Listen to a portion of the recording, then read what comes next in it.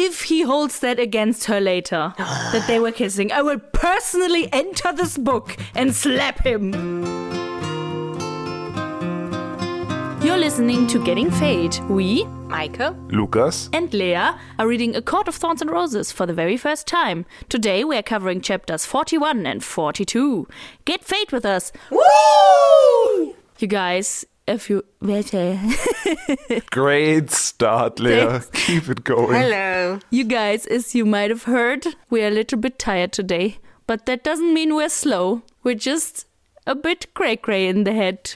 Because we're recording very late today. Very late. I don't think we've ever recorded this late. No. But we will do our best and you will enjoy our brain. Everything Zapsh. for the podcast. Yes. Nice. When life is lifing, you have to record at night.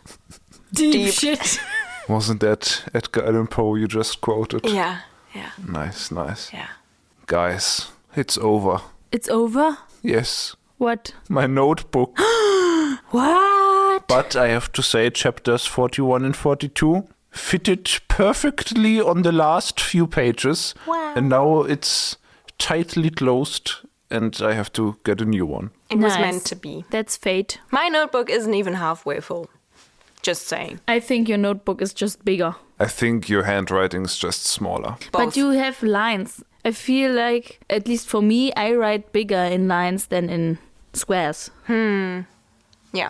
Well, I write way bigger in squares. Really? Because I have squares and it's full. How many pages do we have, Meike? I Let's don't know. compare. They are not numbered. Oh. And I'm not gonna count them. I want you to count live now. I have 192. 2, 3, And they are all full. 4, 5, 6, Please stop. 7. If you keep counting, we will just all fall asleep. Please stop. No, it's full and it's actually the first notebook I ever filled. No. This is my first time. Wow. We're proud How of you. romantic. Life on the pod. I'm so glad to share this with you guys. Thanks for letting us share in this. Grammar. Well, let's talk about ACOTAR. That's proof we haven't completely lost our minds. Yes. Too And late. to prove that, Meike, you are now allowed to remember the last few chapters. God damn it, I thought you'd spare me. No. Okay, in chapter 39, Feyre got made Rhysand's escort to whatever court parties they have, I guess. And she is dressed in basically nothing and gets drunk every night on fairy wine because he wants that. Yeah, he's drugging her and she passes out. Nice Escort is a nice word because he uses the term his drugged plaything. How sweet. guy. What a kind man. And then in the next chapter, as Lea predicted, good job. I don't think we Thanks. praised you enough last episode. Thanks. We You're were a too genius. disturbed. You're a genius. You're a genius, Lea. You're a genius. Thank you. I have no idea what you're about to say, but I agree you're a genius. Yes, I deserve Just this. because I don't remember, please go ahead. She has to do her second task. And I predicted that the second task will be in chapter 40. Great. And as I predicted, the task involved her not being able to read. All right. Because she had to solve a riddle again. Very good prediction as well. You are a genius. Thank you. And she cannot solve it because she can't read. And then Rhysand gives her mind clues through the hand, which is tattooed With because an of the eye. bargain. And then she solves the riddle without being able to read it. And then Lucian is saved, our man. And then she collapses in her cell because she's so scared and frightened and thinks she might be about to die in the next task. And everything is so stressful. And then Rhysand comes in and licks her tears away. Sexy boy. Schlabber, schlabber. That's how you say licking in German. Yeah, I think that's it. Thank you for this recollection. It puts us perfectly where we enter into chapter 41. Feyre is consumed by her depression, so much so that she is looking forward to her nights with Rhysand and the numbing drugging through the fairy wine. Yeah, she basically has no self-esteem left and is truly broken. She says she's not even thinking about not the like riddle from task 2, but the main riddle that will free her. And yeah, she's just like, it was impossible, especially for an illiterate, ignorant human. What a downer. Yeah. First, my full notebook, and now this. I'm sorry, guys. Such a sad episode. You just wanted to have a fun time when you tuned in today, and now I'm sorry. We can have a good cry together.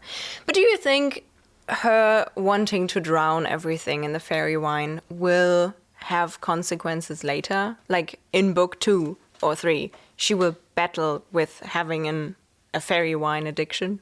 Could that be a thing where she's like, no, I need fairy wine to get over my stress or something? I can see how if she has to face another difficult situation or drown a traumatical event out, or even like what she is experiencing here, that she will turn to the wine again. It would definitely bring another adult theme and topic into the book. Yes. Yeah. Because I feel like Alcoholism is a much more adult topic. I hope than so. Other stuff, I guess. Yeah. But I feel like especially this fairy wine does not just seem like alcohol. It kind of seems like heavier drugs because she like passes out immediately. She totally blacks out after. Yeah. But yeah, she is truly hopeless because she figures no way Amarantha will ever let her go, even if she survives the tasks. And she kind of also reflects on her dream and is like, even if she lets me go and I get to spend all my life with Tamlin, it will only be a blip in his life and she will grow old and wither. And she's very sad. She's fighting for mere decades. That's what she says. Yeah. And again, this is mentioned quite often in these chapters, and we have this standing theory that somehow, sometime, she will turn immortal for whatever reason. And I am very aware that this might be Feyre has Fae Blood Part 2, that we're just very wrong. But it's mentioned again, and I still hope that we might hit this home run prediction. Yeah, I still really believe that's in the ballpark. There were Yes. very many hints toward it. And as sad as it is that she's so sad about it, I just had to think about that scene in Twilight. I don't know. Is it the second movie or the third one where she... Second. I think it's even the opening scene. Could that be it? Wait, at least Bella dreams about her and Edward going somewhere and they lie in the grass. I thought you were going on And about then something there's different. mirror and she looks at the reflection and she's old and he looks exactly the same. And whenever a character in a book talks about the age gap dilemma and that one of them is immortal and one of them isn't, I think about that scene. And we see how that turned out in Twilight. I thought you were talking about the Hua Hua Hua scene. Oh, Because no. she's The depressed. window. But that's very Yeah. fitting as well. Yeah. Well, on one of these evenings, the Night Court fairies and Feyre get to spy on the Etter. Not planned, but just by chance. And we get a glimpse at Amarantha's plans. But just one side note before that. The Etter is described as a malignant presence. And sorry, but this train departed when you talked about his cronies. You don't get the malignant presence if he's just some mafia boss from West Side Story. But I have to say, I still, even though the Etter seems kind of goofy to me, it also still feels dangerous to me. We haven't seen it in action. Not really. Yeah. Yeah, we haven't seen the Etter in action. And maybe that's why he's just... Like, when he first showed up, he was, like, invisible and this mythical creature that just had a guttural voice.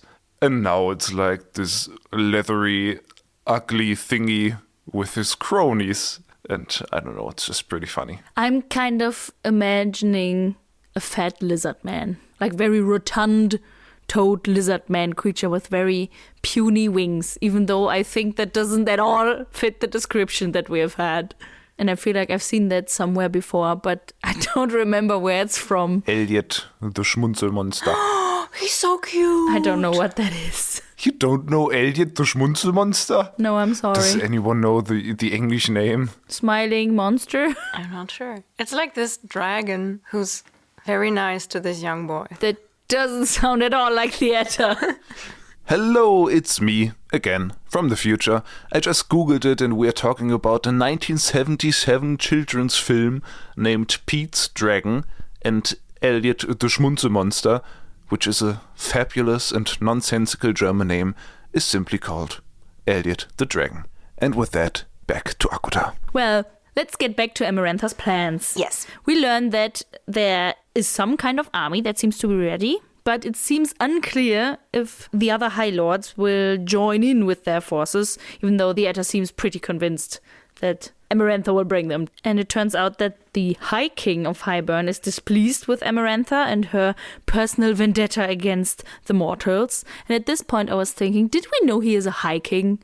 I always just thought the king. Why is he a High King? I guess he's the only king, so he's the highest one. Yeah, it reminded me of Narnia, where they have like 2 kings and 2 queens, and the older siblings are High King and Queen, and the younger siblings are just King and Queen. Maybe he has a brother or a sister. Or maybe it just comes from High Lord, so he's a High King. Yeah. I don't know. When you just said the High King of Hybern, I just imagined like a long distance trail across this island. He's a High King because he likes to hike.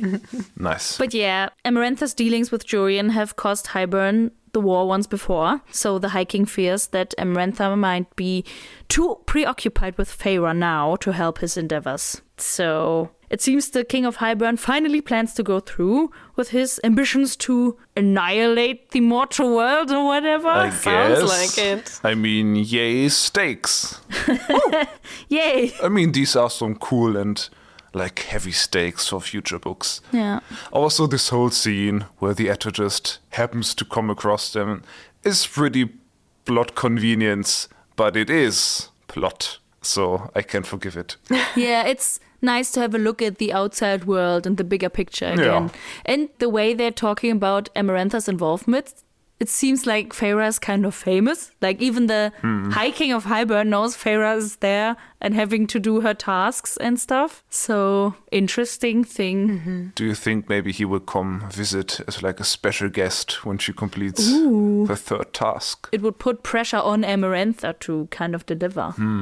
We also learned that the High King also seems to be able to just strip Amarantha of all her powers, which is just mentioned casually in like half a sentence. It would be nice if he would do that. Yeah, I was thinking, is that a potential ally in the case of enemy of my enemy is my friend? But then I was thinking this logic could also apply to Amarantha if she wants to go against the King of Hybern, who I feel like emotionally Amarantha is the bigger villain because love triangle and shit. But like on a scale of invading the mortal lands and stuff, the High King seems a bigger threat, so she could also like maybe have a alliance somehow with Amarantha against the King of Hybern. That would be interesting. It is described that Amarantha apparently stole some spells from the High King. Yes, The she High used King, High them King? to strip the other High Lords of their power. Like she used this spell book to make the potion that she then gave them. Was it a book? Yes. Is it described that it was a book? I think so. I just thought it was a book. Maybe I haven't read the book well enough. I thought it was a book. I don't remember. When Alice tells us the whole backstory, I think she mentions that Amarantha stole of spells. Okay, yeah, I And it remember. might have been book, or I just thought it meant book. I'm just gonna believe you now. I'm gonna look it up. I'm pretty sure I wrote it down. She slipped a potion stolen from the King of Hybern's unholy spell book into the wine. The unholy spell book. That sounds cool. Interesting. So yeah, they're not the bestest of friends anymore. Nah. Let's see what's happening there. I'm intrigued by this relationship, and I think it can go either way. I think it would be a very interesting ally because, I mean, she has a very personal vendetta against mortals, and he just hates mortals because he thinks they're beneath him or something. Yeah, if she goes there to him and then he hears, oh, that's the mortal that bested Amarantha's trials or something, that would be cool. But yeah, this whole tidbit means Rhys's servants are also serving as his spies. I thought they were so cool. Yeah. I want a full backstory of the two of them. Because they just feel so awesome, the handmaidens that also serve as spies. And they have, like, shadowy buddies. And Yeah, they they, like- can go through walls and They so like cool. pulled her into a tapestry and then glamoured like a wall in front of them so the Aetar couldn't see them, and it's all pretty cool. But wasn't the tapestry glamour magic? I don't remember. It doesn't matter, they are cool. They Yeah. are cool, and they smell of jasmine. That I makes just- them even cooler. I just thought that's a cool fact. It's And mentioned and it's a cool fact. Now I did the research. Didn't you look up what jasmine represents? Nah, I didn't. Tell us, please I'm tell so us. proud of myself right now. You're such a good student. You guys always do the flower research. So I found out an interesting fact that jasmine usually represents purity and innocence. Which is quite a choice for these shadow servants of the evil sexy man. But I feel like innocence also can be like a mask of innocence to appear innocent. I mean, the next chapter will kind of bring the whole innocent and not innocent thing into perspective. So Truth. just hinting at that. Yeah, Did you find out anything else about jasmine? it's like a cool flower and it's often like represented at the entrance of some holy temples or something. Jasmine always makes me think of Iroh from Avatar. Jasmine tea. Do you guys like jasmine tea? I don't like any tea. I am not sure if I ever drank jasmine tea. I can't tell you. I like jasmine tea. I think jasmine tea is like an acquired taste because it tastes very different to other teas. I think it tastes even a bit soapy, but in a good way. It's kind of hard to How describe. can you taste soapy in a good way? I don't know. It's jasmine tea tastes good in a soapy way. I think Dr. Pepper tastes soapy in a good way. I've never drank Dr. Pepper. I mean, I kind of like Dr. Pepper, but I don't think it's soapy. By the way, Dr. Pepper, reach out to us. Sponsor us. By the way, jasmine tea, reach out to us. Sponsor us. But this whole jasmine thing just kind of plays into this, does your smell necessarily represent the person you are? And I guess maybe jasmine is their like magic smell. Ooh. I mean, Tamlin emits like a springy magic smell because he's spring boy. Rhysand emits a metallic magic smell because he's blood man. And his servants are like the innocent girls. I love that in your analogy, Tamlin is the boy, but Rhysand is the man. Yeah, I mean, look at them. I do, in my mind. So this whole chapter ends with Feyre being pulled out of her depression slump because she hears some music, and that reminds her of what she's fighting for. And it kind of sounds banal when I'm summarizing it like that, but I found it was actually quite beautiful and touching. I think it was a bit fucked up. Fucked up. It's like so psychedelic-esque. She like sits in her cell and then hears some music, and then it is described how she's like pulled through the ceiling of her cell and through the mountain, and then she sees the sun and floats in the sunset or something like that. And like, was she just drugged again? I have the direct quote here. Should I read it? Yes, Or- please. Okay. The music built a path, an ascent founded upon archways of color. I followed it, walking out of that cell through layers of earth, up and up, into fields of cornflowers, past a canopy of trees, and into the open expanse of sky. I Yeah. found that very beautiful. I'm not saying it wasn't beautiful. Yeah. It was just a bit strange. It didn't feel to me like that drug-induced psychedelic stuff, but I feel I can relate to music having a very elevating effect on you and like transporting you emotionally and like your mind to a different place, a better place, and bringing, I mean, she describes kind of how that is bringing color back into her life and into the darkness that she is slumped in. And yeah, I think that's a beautiful thing with music, because music is great. Did you notice the huge difference between Sarah J. Maas writing music and Sarah J. Maas writing painting art? Because she writes 2.5 pages about how beautiful and healing music is, and she describes it very visually and very emotionally. And I was like, yeah, that's music. Wow, I'm so immersed. This is wow, I can basically hear it. And when she talks about Feyre painting and wanting to paint, it's like, I paint. I could never paint. Oh, I think in shapes and colors. And that's it. I just feel like Sarah J. Maas is much more into music than she is into painting. But she was like, I'm going to make my main character a painter because I think that's cool. But she doesn't really feel Feyre paint. the musician. That would have been something. The thing is, Tamlin is the musician in this relationship. And for That's a true. moment, I thought maybe she hears Tamlin playing music and he is kind of reaching out to her in some way. There's one quote in this. The music was Tamlin's fingers strumming my body. Can you read on? Because the sentence goes on a little. And I think it makes the sentence a bit less silly and a bit more like nicely done. The music was Tamlin's fingers strumming my body. It was the gold in his eyes and the twist of his smile. It was that breathy chuckle and the way he said those 3 words. It was this I was fighting for. This I had sworn to save. Yeah, it's actually kind of cute. As much as I dislike Tamlin, like this is a nice quote. I agree. The music bringing her back to the joy she had with him. And I mean, her love is kind of connected to the music he played during that. Was it Summer Solstice? This one Summer party Solstice. where she got drunk and danced with him. Because music was very freeing for her there. And now she hears music again and she's kind of teleported back to that moment. I thought it was nice. Yeah. I will say this was like a nice part of the chapter. It was just a bit extreme how she described the music. But I think that's interesting because I feel like out of all of us 3, you're like the musician of the group. Yes, but I don't usually envision myself floating out of the room. I mean, Just like that. of course, it's like very described very visually, but to me, it didn't read like she's actually seeing these things and it's more of a vibe.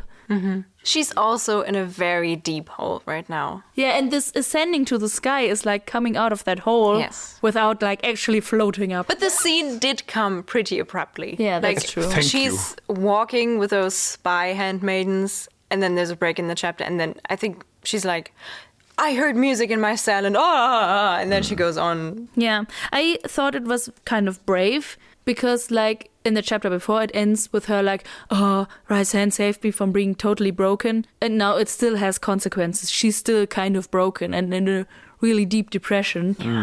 And I was like, oh, I didn't expect that to be the case. But then suddenly she's out and reminds herself of what she's fighting for. And I agree, I think it was very sweet, even though it was for Tamlin. I was like, I like it. I like that you find your fight again. But it was sudden. Rhysand just threw on his hi-fi in his room. Because he's a hi-fi. Yeah, I don't know. I just hope we'll find out where the music was coming from at a later point. Because if we didn't, it would feel kind of random for her to start the chapter incredibly depressed and then finish it healed. Because then she could have just leave out the depression, I guess. Yeah. But if, I don't know, in a chapter or 2 we meet someone or just accidentally overhear someone playing music or talking about music and we find out where this music was coming from, that would be kind of cool. Yeah, it would be interesting if she meets like a bard and she's like, oh my god, you might not know this, but you actually saved me. Your music is so special. Do you want to be our court jester in Spring Court now? Just one thing that made me kind of suspicious was that during their eavesdropping on the ACOTAR, she mentions again what Alice said to her, like, don't trust your senses. And that hasn't come up yet. And the next thing is her being elevated by music. So I was like, oh, is this maybe a trick? But then it doesn't come up in the next chapter. So I don't know. But I kind of wanted to keep your eyes out. Yeah, I'm still waiting for this don't trust your senses as well. It's been said so much. Yeah, I mean, I had the moment in the coming chapter where I was like, ooh, I don't trust it, but then it was nothing. Okay. Yeah, but this chapter ends with the mention that it's only 2 more days till the last trial. Oh my god! Doo, doo, doo. Well, good thing she found her courage again. Yes. Right on time. And with that carriage, yeah, she found a carriage and drove away. Nice. Yes, and with that courage, in chapter 42, she finds herself once again, not directly at Rhysand's side, but as Rhysand's escort on one of his parties, or It's a Amarantha's party. parties. It's the last party before the trial, the The last last evening. party of her life. At least that's what Farah thinks. They have a lot of parties. They're basically celebrating every evening, right? Yeah. But I feel like that's not unusual for a court. I mean, they don't have anything else to do. Yeah, it's very medieval kings and queens and their lavish lives. But like every day, this would drain me so much. But I mean, think of like Marie Antoinette and these people. I think they were just living in excess their whole lives. Don't know why I wasn't there. Because you live in these times. Oh, thanks. Do you think you would have been... An excessive person? No. Do you think you would have been a nobleman if you were born in the Middle Ages or the Renaissance or something? I don't know. Ask my dad. Because if you're not born noble, I think it would be a pretty shitty life. Yeah. But otherwise you would have excess, so... Party, Dream big. Party. Coming back to this party... As I said, Rhysand is actually not at her side right now. He's amusing himself with a supple-bodied fairy, but Feyre notes that he'd tire of her soon. While Feyre is alone, for the first time ever in her time under the mountain, Tamlin makes contact. Sounds like a nature documentary. The male makes contact. His intense scent of grass and spring attracts the female. They do not share eye contact, but a light brush of fingers indicates the mating ritual is about to start. I mean, as often as this book uses the terms male and female, it kind of reads like that. Yes, they do not exchange words. But he brushes his hand lightly against hers and then leaves again, but he indicates for her to follow. And she does. She does. And Sneaky. yes, very sneaky. She tries to be very casual following him and is like, oh, let nobody notice. As if no one notices. I mean, That feels strange. they're kind of bored of her. Yeah. And if Rhysand's bored of her, everyone else is kind of. That's how she explains it. But yeah, Tamlin leads her to a room filled with darkness. And that already made my alarm bells ring. Because, you know, darkness, Rhysand, he was described like that so often. But I guess he's busy fiddling with the green fairy. Who knows? And in this room full of darkness, they go at it immediately. Yet they don't even exchange words. I would have maybe said, hello, how are you? A long time no talk. Kiss. Smell. Yeah, Tamlin flings himself at her immediately and they make out. But the whole time I kept thinking, is it him though? Because at this point I was like, oh no, you are not supposed to trust your senses. This has to come up. And it said like, especially don't trust Tamlin. Something just felt off to me. Yeah, it kind of confused me how he is suddenly so desperate for her. Because he's kept up this mask and stoic, I don't give a fuck He thingy. kept up his mask. Nice. Yeah, because he can't take it off. Lol, lol, lol. Duh. Joke. And now I was confused. I was like, why is this happening now? And I couldn't come to a conclusion. I was like, A, is he trying to like help her guess the riddle? Is he like trying to be like, okay, let's bang and you'll remember it's love, girl, it's love. Oh. Or is he like actually thinking that she will die tomorrow? Which That's is like also- maybe he knows Thought that was it. what the trial is, and he thinks like she's not gonna survive this, and he's like, okay, let's fuck it. I'm just gonna have her for one last night. Or is he trying to get caught? Like this feels so reckless. This is a party full of people, and he's just going to a room, and they're immediately making out. Like, it was like, is he trying It to get seems caught? very But I reckless. wouldn't know why. I thought that it was like the last night thing. I mean, it makes sense, like, even if he doesn't know the task, to assume that she will not make it out. Because, I mean, it feels like Amarantha wants to finish her. Like, they... Finish him! They agreed on tasks, but she never specified that they'd have to be possible tasks. I mean, she's had her fun long enough now. It makes sense to think that this will be devious. She's like sticking a dirty bone in her shoulder and is like, survive this sepsis without help. That would be nasty. Yeah, it kind of seems a bit selfish, I guess. Because it's not very encouraging from him to be like, oh, I think you'll die, let's make out. But on the other hand, she is in that mindset right now. And I mean, she assumes he is too. because he comes to her and they don't talk at all. Maybe he just wanted to give her a reminder of how good they are together. Not. But also, maybe he did actually want to give her a clue about the riddle. I didn't even think that this could be the case. I mean, this is a spoiler for the next page, but he like says one thing when he leaves, and that is, I love you.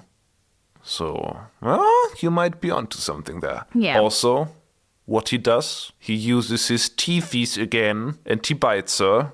But this time, I am pleased to announce it was not as bad.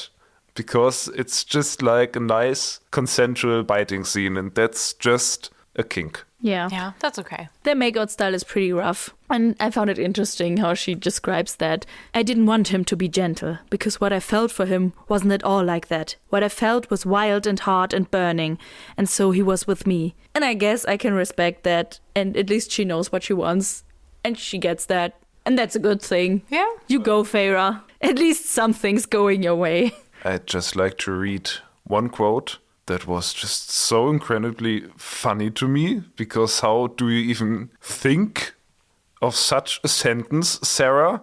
Our tongues danced, not a waltz or a minuet, but a war dance, a death dance of bone drums and screaming fiddles. A death dance! I mean, the death dance thing makes sense in that way that they're like, okay, we will die, let's let our tongues dance. But Let's that's some wild kissing going on there. Intense kiss. Yeah. And then, for a moment, she, like in a monologue, mentions the Fire Night again, like he kissed her on Fire Night. And that made me kind of think about these hour-long discussions we had about this chapter 21. And I think I had like a realization. Because we've discussed a lot, what was Sarah J. Maas thinking when she wrote that chapter? And I think I got the answer. Nothing. This really made me think like she just wrote this scene because the hot guy likes my protagonist so much that he just wants to bite her. And I think that's about as far as her critical thinking went.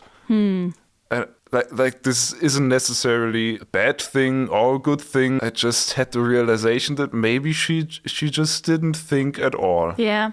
Moving on.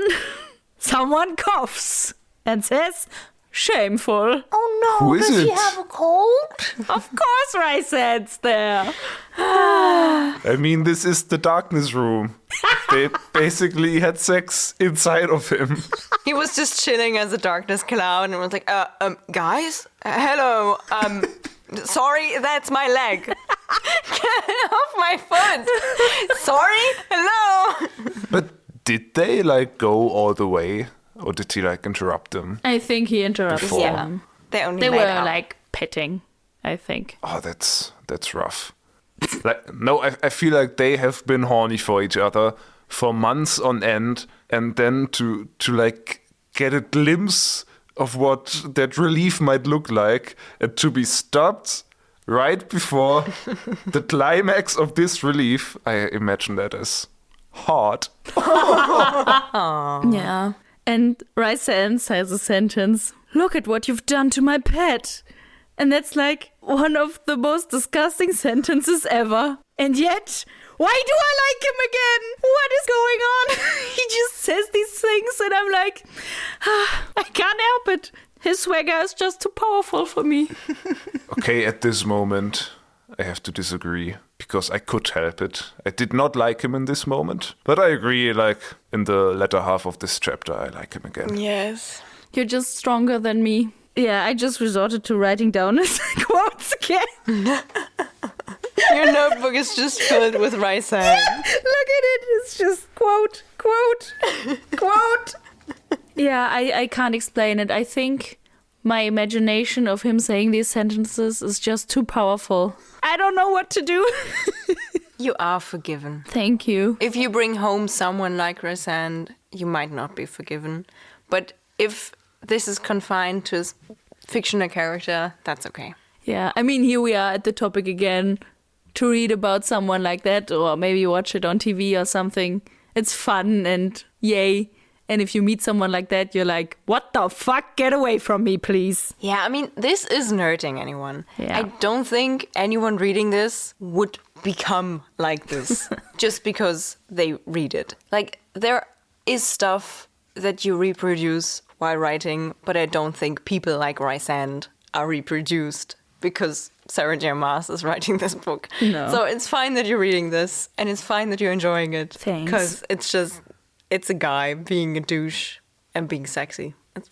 Yeah. I don't know. I've read this book so much. My hair is starting to turn bluish black. I feel like I don't respect women anymore. Yeah, I've noticed.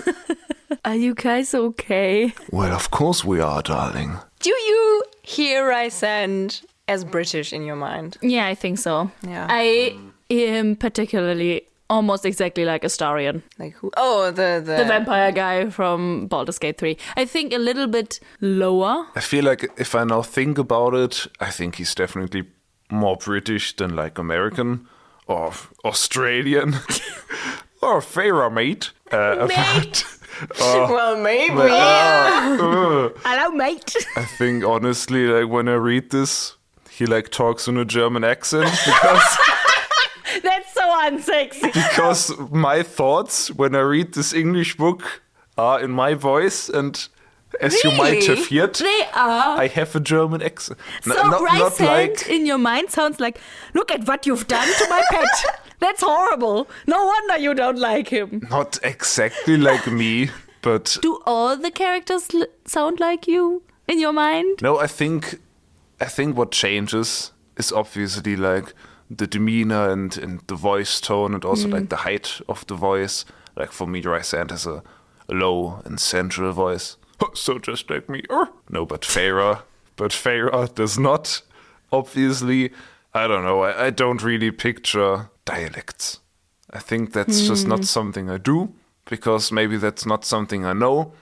I do a decent Scottish, but not really. Do you really think so? Wow! Jesus Christ! The burn! When I talk in Scottish, I can convince myself, yes. Okay. But I don't know, maybe I should not try it, because I know we are Scottish listeners and I do not want to offend you. Now I'm interested. You're teasing everyone. Okay, give me a sentence. Look at what you've done to my pet. This is Scottish Rhysand talking to Fae'd. I have to picture it in my mind. Let's go.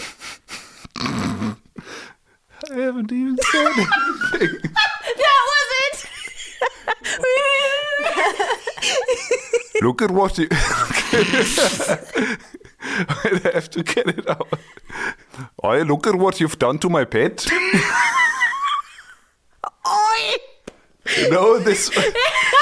It's not usually that bad. It's not Scotch. It's just round somehow. This... Okay. I'm under a lot of pressure here. But this is such a revelation to me. I always thought you would do it as a joke. I feel like when I try Scottish, when I like read a book out loud, I feel like it's better than what I just produced. I feel like some sentences lend themselves better to try a Scottish accent than others. Maybe, look at what you've done to my pet. Doesn't, because there's no R in it at all. Yeah. Burglar alarm. That's always my thing to get into it, but I can't do it either. It doesn't matter. We're sorry, Scottish people. Moving on. I don't We're think... sorry. I'm just gonna stop now. Doesn't matter what I wanted to say about dialects. I will move on now. Where were we? Rhysand is managed... Rhysand? Rhysand. There I have to go Rhysand. Yeah, if you say it in Scottish accent. Rhysand. No, that's nothing. That's no accent. Okay, I'm doing a very specific town in northern Scotland. You probably don't know it. Probably but one of the Isles. yeah, that's where they talk like this, exactly like Maybe this. Nova Scotia. German Scotland. I have good and bad Scottish days, okay? You have Scottish days. Yeah, and this is a bad Scottish. Honey, maybe you should just stop talking.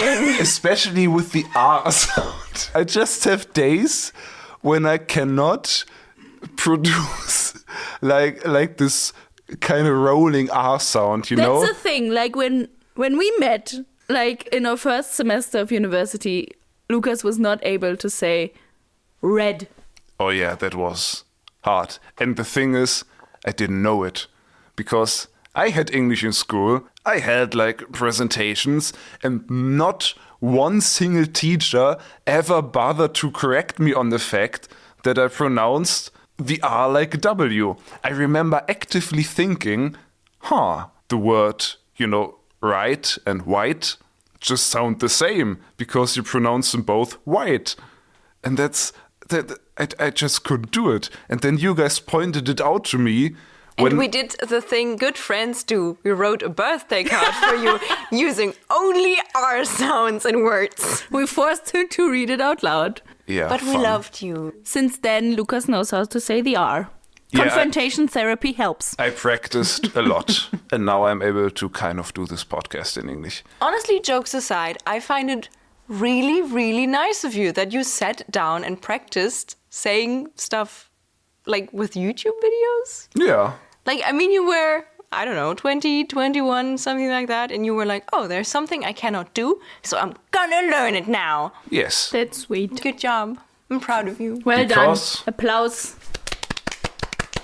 Because I was still traumatized by the moment you pointed it out, when you all made fun of me at karaoke night, when I performed Bridge Over Troubled Water. Coming back to the story. Sorry, I just want to finish my statement here. I have good R days and bad R days.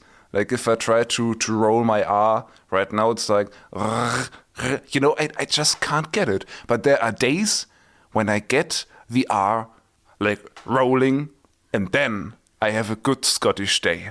Thank you for coming to my TED Talk. Okay. Coming back to another R, Rhysand. Rhysand is menacingly judging Tamlin and Feyre and ordering Tamlin to leave, which he does. Ooh. And before Tamlin leaves, Rhysand says a very funny sentence. I wonder how she'd punish you. Or perhaps she'd stay true to habit and punish Lucien. And I was just like, that is so true. She only ever punished Lucien, who is not involved in this situation at all right now. Yeah. It's so funny. He still has an eye to lose after all. And he says, be a clever High Lord.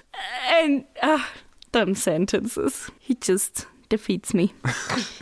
But as you have pointed out before, Tamlin does not leave without a soft I love you to Feyre. Cute.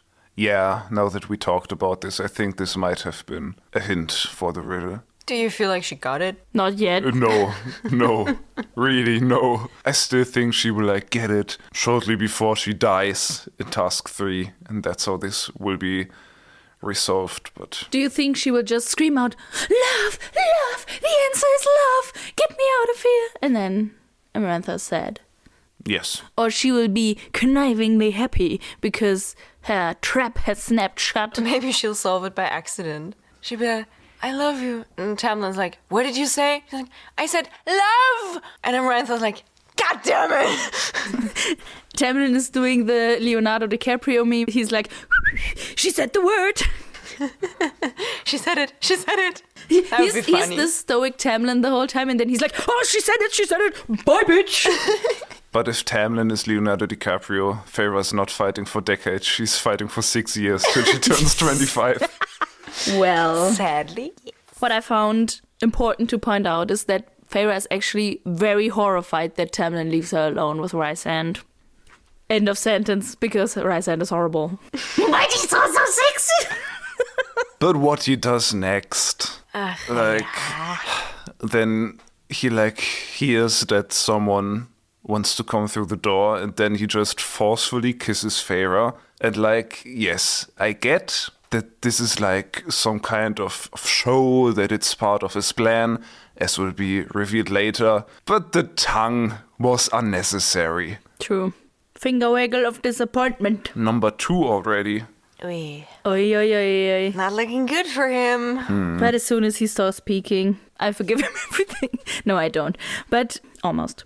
Amarantha is not the only one who enters, because Tamlin is with her. And How did that come along? Like, did he leave the room to go to Amarantha and go to the room? I guess. I mean, Rhysand and Fae'd do talk for a while. Yeah. I mean, not a long while, but a little bit. I mean, maybe he was masking where he was coming from. And it didn't look like, oh, I go here. Oh, I turn immediately around and go back. And he was just like casually strolling next to Amarantha again. And she was like, I will beeline toward that door. And he's like, I guess I'm following. But why is she going to that door? You think it was like, Rhysand and Fae'd are inside that room. I mean, I don't actually think so. don't think that happened, but I guess it is kind of a possibility if he were under some spell. But we've already established that he is not, but like, Maybe how he's reliable just are the so people? fucking petty that he's like, if Rhysand wants to have my girl, he can't. If I can't have her, no one can. And then he goes like, tell. I mean, I don't know. when he left, they weren't kissing yet. But, I mean, Tamlin sees them kissing. And Fae'd feels ashamed and hopes that Tamlin would realize the truth. And if he holds that against her later, that they were kissing, I will personally enter this book and slap him. Honestly, the fact that she feels ashamed after just having been kissed by someone she didn't want to be kissed by, it's just, she should, like, looking at someone she loves, she should be, like, looking for support and for, like, a beacon of hope and maybe, I don't know, just peace and be like, no, someone kissed me, I didn't want it, please comfort me. But that her first thought is shame, and not even for herself, that she's like, oh, maybe I don't know, perceived him, or maybe I made it look like I wanted it, blah, blah, blah. But she's like, no, I kissed Rhysand and now Tamlin is better. Yeah. I mean, Tamlin hasn't done anything. He hasn't held it against her yet. But in his mind, I'm sure he does. The nasty little man. I mean, Fae'd does fear that it will happen, and I think Amarantha makes her feel ashamed because she's like, look, Jurian, Yes. you humans are all the same, all of you traitors and have lovers on the side. But like, Tamlin was just in there and forced out by Rhysand, left the room. Amarantha came back immediately if he does not know that Rhysand just covered for And him. he's just stupid. Yeah, he's an idiot. But you're right, he hasn't done anything. Maybe he's cool with this. Yeah. Maybe it's fine. Maybe it's just Fae'd in her mind. Because Yeah. he influenced her in a bad way. Yeah. I mean, this is not coming from nothing. Another thing I found interesting is that Fae'd remarks that something in Amarantha's eyes sparked when she discovers Rhysand and Fae'd kissing. And I was wondering, what do you think that is? Is that jealousy? Is that approval? I think it's the realization that she can use this against Tamlin. Well, my first thought was that it's jealousy because someone touching her whore. But then is she really jealous about that? Or is it more like, this is an opportunity? Maybe it's also something Rhysand might actually care about, because he always seems so unbothered and he feels like he's shutting out everything he doesn't like in his life, kind of. Maybe Amarantha is like, oh, this is like a turn of events I maybe didn't foresee, but this feels like something I can use, because now I have something against Rhysand, maybe. Maybe she's like, two boys like this toy. If I break it, they'll both be heartbroken. My time. Yeah, maybe it's like a lot of options opening for her. If he doesn't really care for Fae'd and he's just doing it to like break Tamlin's heart, she can use this against Tamlin. And if he actually likes Fae'd, he can also use it against Tamlin, but she can also use it against him. And maybe she can use it against Fae'd, which is again using something against Tamlin. So maybe she's like, this little piece in my game is opening so many doors. I really enjoy this. Yeah. Well, when they enter, I guess, the throne room or whatever halls they have their party in, Fae'd notices that the paint on her body has been smeared, but the stains on Tamlin's hands have magically disappeared and instead have appeared on Rhysand's hands. Very nice of him. So he's actively covering for them. And obviously that looks like he has been touching her all over.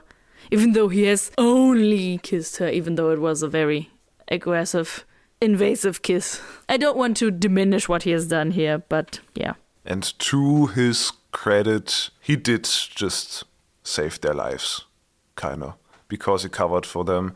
And this kind of cements that he truly is not in cahoots with Amarantha. Do you know what I just noticed? What? Rhysand is a bit like Dobby. He saves lives in a very bad way.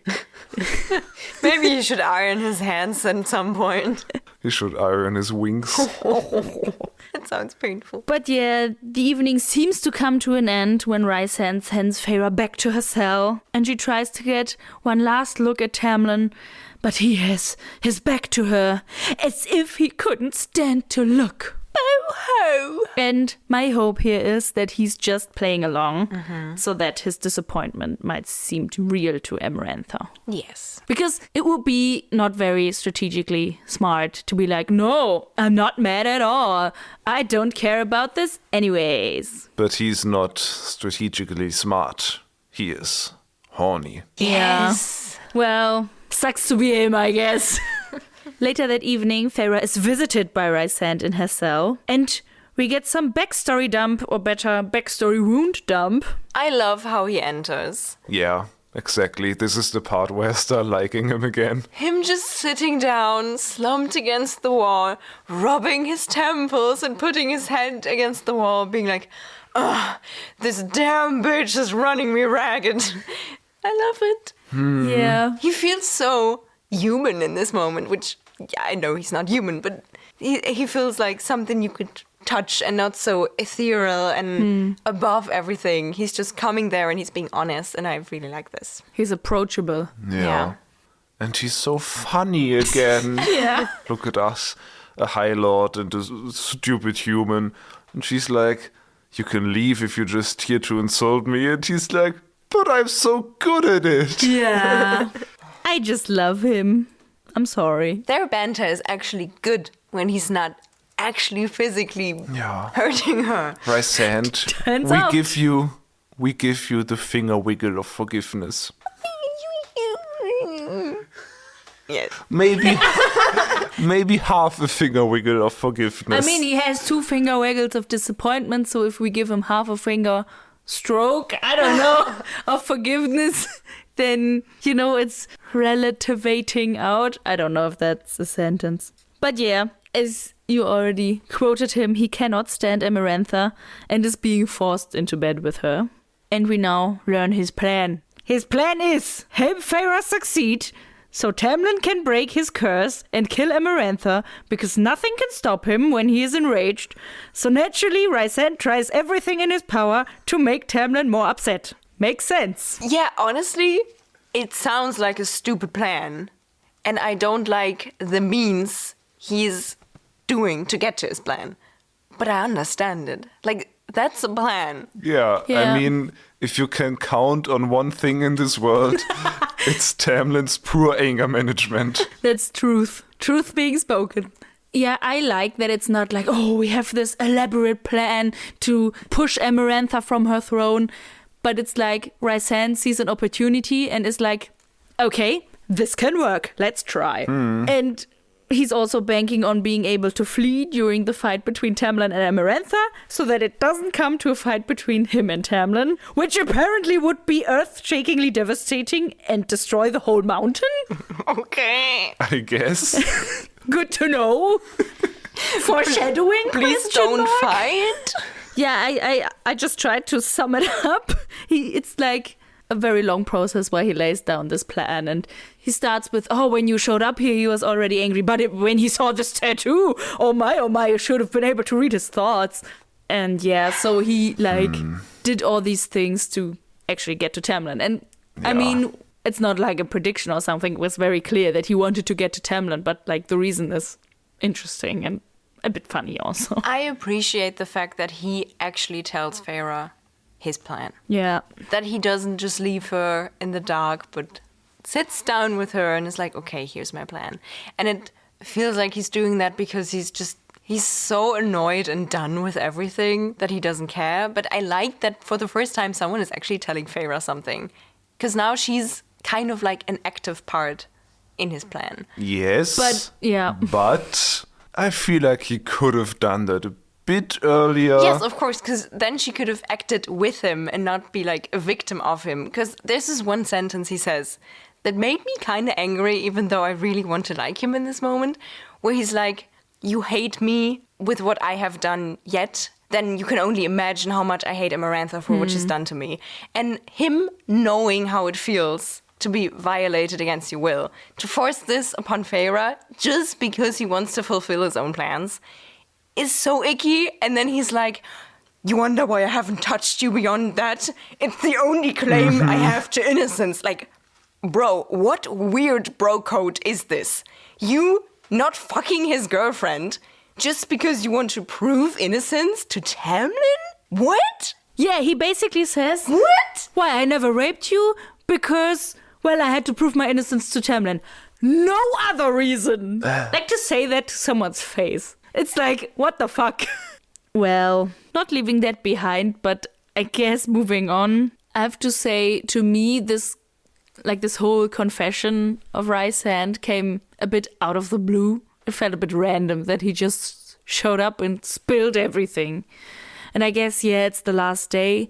And he explains it by saying, because I'm tired and lonely, and you're the only person I can talk to without putting myself at risk. And I guess that's true, but it still feels random to me, and I can't put my finger on it. Maybe he wants to up the stakes a bit more. He wants to be like, oh, if you do this tomorrow, there is actually a chance to fight her. Like, I have a plan more than, oh, I'll win the fight and then I am free. He's like, I know what's happening after, so you just have to do it tomorrow and then we can move on. We have a plan, yeah. What I like about this is that everything of this plan rests upon her shoulders for this to succeed. And so she's kind of the chosen one without actually being a prophesized chosen one or something. Yeah. And that's fun. That's nice. I don't think I've read that before. And we also learn a bit of lore, because we learn that Rhysand's father killed Tamlin's father and brothers. And so Amarantha sought to punish him especially as kind of a gesture to defend her friend Tamlin, I guess. And that's why she forced him into bed, because she wanted to punish him especially, which is a reason, I guess. Are you saying that Amarantha is unreasonably evil? What a nice lady. But does that mean that Rhysi's daddy was a good guy? Because Tamlin's dad was an evil slave man. Not like a slaver man. Yeah, he doesn't explain why his father killed Tamlin. But to me that read like, Tamlin's dad was evil. Rhysand's dad killed Tamlin's dad. Equals Rhysand's dad was a good guy. I mean, we learned that in the war, some Fae fought on the side of the humans. So do you think the Night Court fought on the side of the humans? Maybe. Oh, wow. Because I think Tamlin's father was like, woo, hi, Burn! Whoop, whoop, my son and your general. Whoop, whoop. Yeah, maybe. That's interesting. Night Court was the resistance. Go Night Court. Go Night Court. And at this point, Feyre finally realizes that Rhysand only kissed her to protect his plan. And by that, Tamlin and Feyre. Which of course makes everything better, I guess. And before Rhysand leaves her to herself, he remarks that Feyre could use this knowledge to gain Amarantha's favor, and that she would even maybe give her Tamlin back. And I mean, I don't think Feyre is gonna do that, but she also doesn't really react about that. He just is about to leave, and before he can actually leave, she remarks that she would have taken the deal that they struck even if he had demanded every week and not just 2, or I don't know how many weeks he demanded in the beginning. And in response, he Han Solos her and is like, I know, but that means he haggled anyways, and that means he's kind, I guess. I don't know. Yeah, I think this was just, we slightly cracked the door open to Rhysy being a good guy. And that's the end of this chapter. Nice. So I guess she'll die tomorrow. Yeah, who's nice with her? And come back as a flower. Maybe a jasmine. Jasmine. Yeah, I have to say I was really disappointed in Rhysand in the previous 2 chapters and didn't expect to fall for him immediately. But I can't explain it. He's just so funny and swaggery. I don't know how to explain it. Just has this aura. I'm excited with the next 2 chapters. We're crossing the 400 pages mark. Ooh, how many pages are there in total? 430 something? I Maybe? think like 470. Really? Do you want to look at the last page, Meike? Yeah, I can do that. Danger! You have to unfocus your eyes a bit. Or just put your hands above and then it. quickly look. 416. That's not a lot. Nope, we're so close. Are there like 4 chapters left? I think Yes. so. So 2 episodes. Ooh.